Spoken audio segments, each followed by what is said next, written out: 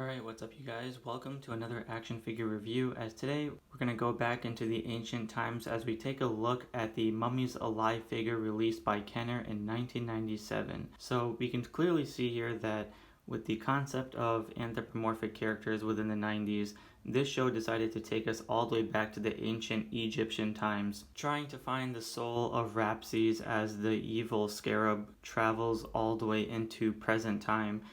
Southern California to find Rapse's new incarnated body. These mummies were brought to life in order to protect the new host that Rapse's body is held in. So as we know, there's a lot of other 90s animated series which involved animals. So the fact that the 90s wanted to bask in on even more interesting concepts like mummies, you can't help but to admire that the 90s were really pushing the limits of making any innovative ideas for what they can really think of and trying to give us brand new style of superheroes. Now there's one thing I want you all to note within this little mini collection overview is that it is missing one character, which is the female Nefertina.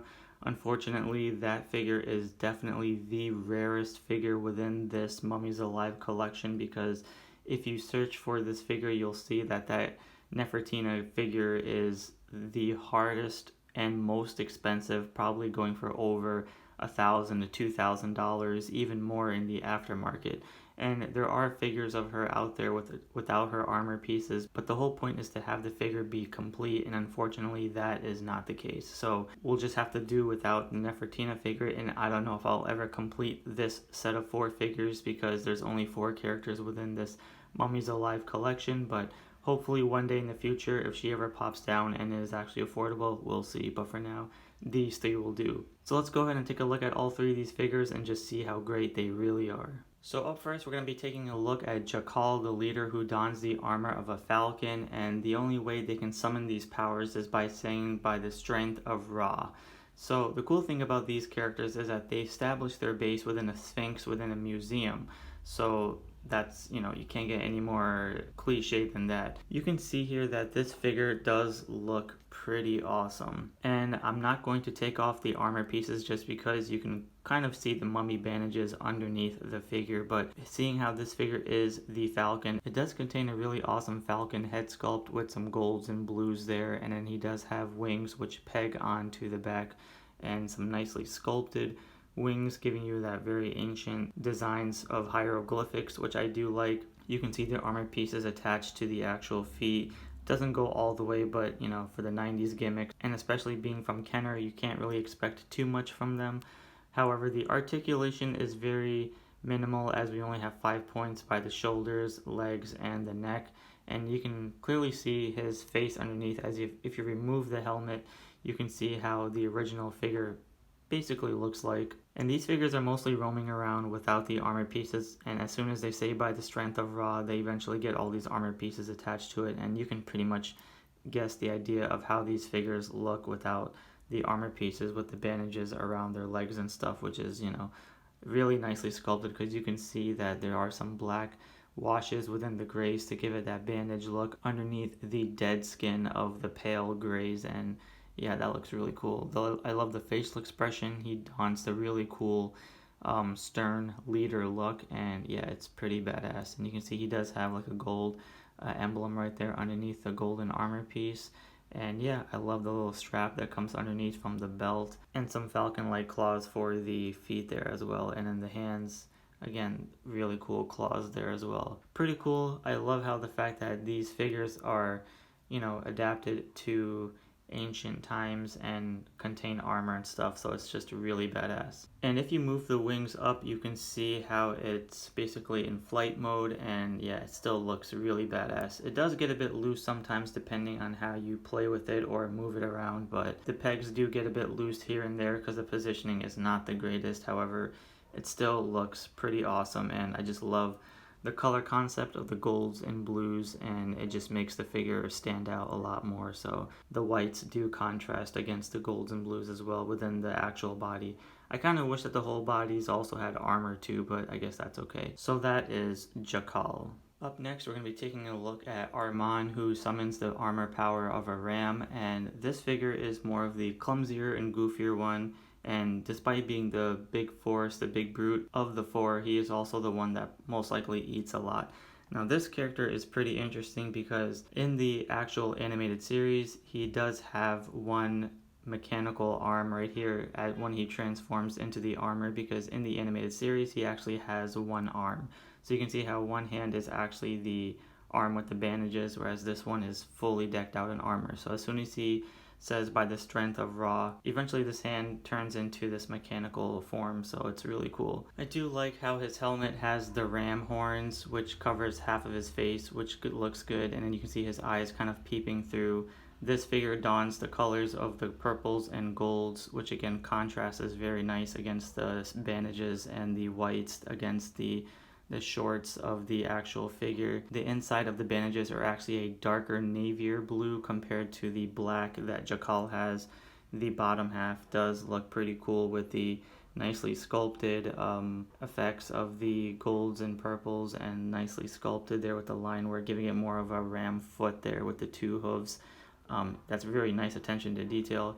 He does come with a staff, which is very similarly designed as the bottom shin guards right there. No other sculpting there, but if you were to remove the helmet, you can see he's more of the clumsier, goofier type of character added into the Mummies Alive roster, and the one who really just likes to eat a lot. But again, he adds a nice addition to the team because he is the big brute in force of the group. I do like how his armor piece has one without the actual shoulder pads, because these add a nice detail to the aesthetic where one side of the figure has something and the other doesn't. So I always like when figures do that kind of stuff. The back of the figure doesn't really have too much other than the bandages and straps around, and you can see some other detail right there by the creases and cuts. But again, nice little sculpting there by the bandages and the arms and elbows, all looking pretty cool. The mechanical new arm is pretty dope, and this is where he uses like a big fist power right there in the animated series, and with a little bicep strap around there as well on his arm. So the armor piece again comes on like that and really complements the rest of the figure and just makes it a pretty badass figure. So that is Armon. Next we have the wizard and inventor of the group, and when summoning the power of Ra, he basically gets the armor power of the snake. This figure is another cool looking one, and of course it has the color green, as that is my favorite color. So now when you have greens and golds together, you know it's going to be a really cool looking figure. Now this guy is basically, if I remember correctly, more of the hothead of the group and kind of wants to do things his way, and as the inventor of the group comes up with all the mysterious and wizardly like inventions to help the team get through certain obstacles. And you can see because he has the snake armor, he does have the design of the snake around the actual headpiece right there, giving it more of a cobra style. The black and greens kind of contrasting against each other, and then when removing the helmet, you can see he has the actual old style of the ancients helmets, which I do like, and this gives it a big more of a, you know, Egyptian style characteristic of him. And within the bandages, you can see that unlike Arman and Ja-kal, who have black and navy blue within the actual bandages, he has more of a grayish green color underneath. So each figure is versatile and colored differently within the bandages, which does give it a really cool aesthetic. And then you can see his gauntlets right there. Nothing too much there. He holds a nice like serpent sword, which is all black. I'm definitely holding it wrong, but in order to position it, you have to bend and warp the figure a little bit. And you can clearly see one of the coolest things about this figure is that he comes with a nice snake tail, which wraps around the actual figure, and it's sculpted nicely gold as well. And half of the other, you know, boots that kind of cover the foot. Again, I kind of wish that it was more of a fuller decked out armor pieces, but that's really okay. And the rest of the design is pretty standard, straightforward, not too much, but I just love how the snake tail wraps around the body, and again, the armor pieces looks really cool. So when adapting to the actual summoning of the armor, he looks like that, and it's really badass. So yeah, the sword could have done a little bit more detail or coloring, but that's really okay. You can see the snake head and some sculpting of the skin there, and more going down into the blade, which is pretty cool. and everything else is pretty standard, not as much detailed as the other figures, but that's okay. And you can see there are some bandages kind of seeping through down there because they're falling apart and stuff. So again, that's really nice attention to detail, so can't go wrong with that. So that is Rath. Alright you guys, so that was a pretty quick overview of the Mummies Alive figure by Kenner, released in 1997. Now we have Arman, Ja-kal, and Rath. And again, as I mentioned earlier in the video, it is missing the character Nefertina, as she is the hardest and rarest character of them all, with the armor pieces summoning of a cat.